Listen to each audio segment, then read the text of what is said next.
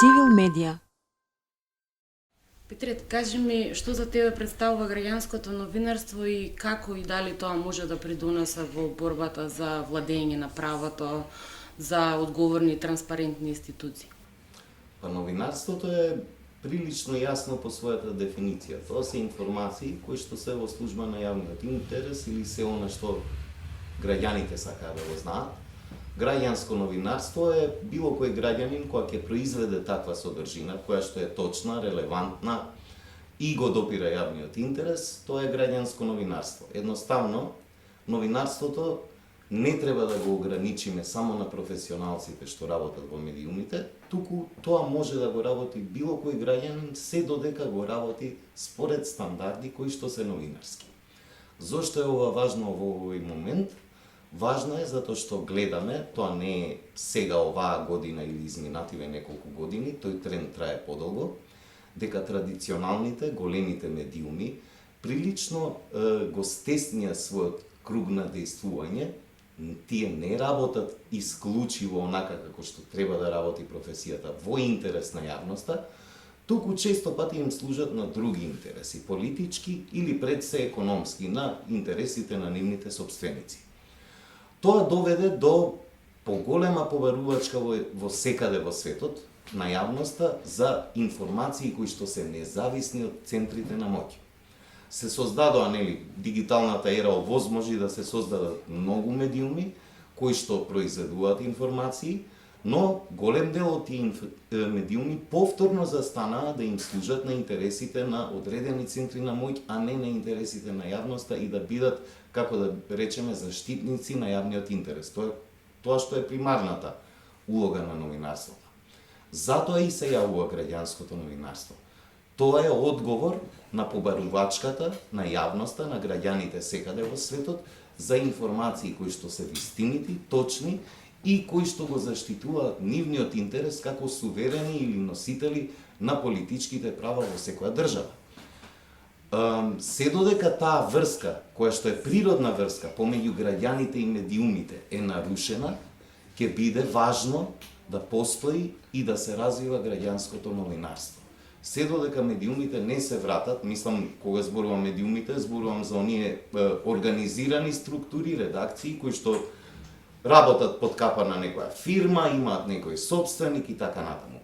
Се додека тој дел од информативниот, како да речеме, джагор што се создава во јавноста, е неструктурирано онака како што треба, граѓаните, јавноста ќе бара начини да одговори. И граѓанското новинарство, сето она што се случува околу него е одговор едноставно на недостатокот на кредибилни, независни информации. Кажи ми, на кој начин граѓанското новинарство може да помогне во борбата против говорот на омраза и лажните вести, разоткривањето на лажните вести?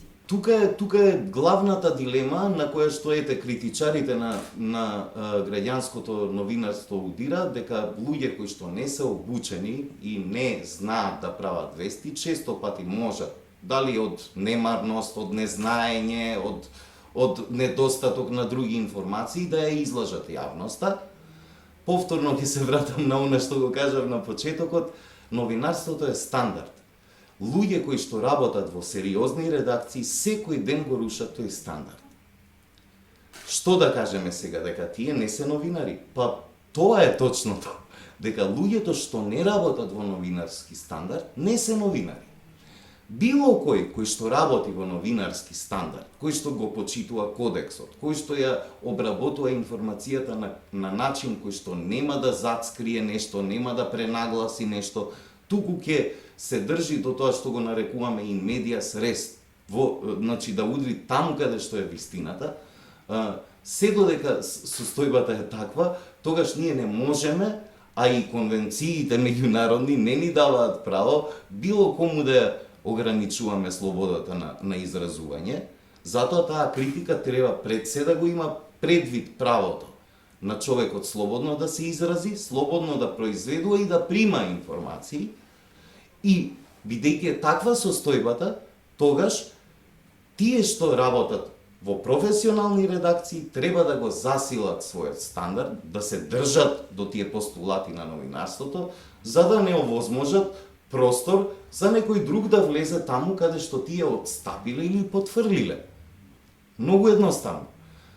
Луѓето бараат да ја слушнат вистината. Бараат тоа што влијае на нивниот живот, значи било што во економијата, во образованието, во здравството, да дознаат што е тоа што може утре да им овозможи или да им оневозможи да постигнат нешто во нивниот живот.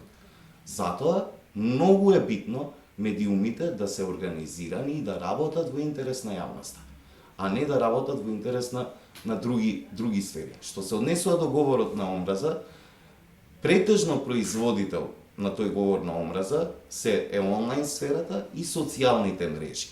Многу помал дел од тоа доаѓа од организираните редакции. Функцијата на граѓанското новинарство тука би била токму тоа што често пати и го прави, да посочи на акции кои што се против говорот на омраза, да деконструира некоја лага која што може да предизвика омраза. Сите работи кои што граѓаните може да ги направат во функција на некакво информирање на другите граѓани дека тоа што се случува е лошо.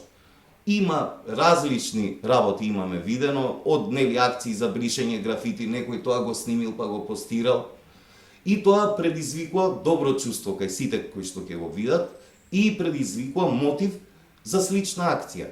Тоа е важното што може да го постигне граѓанското новинарство.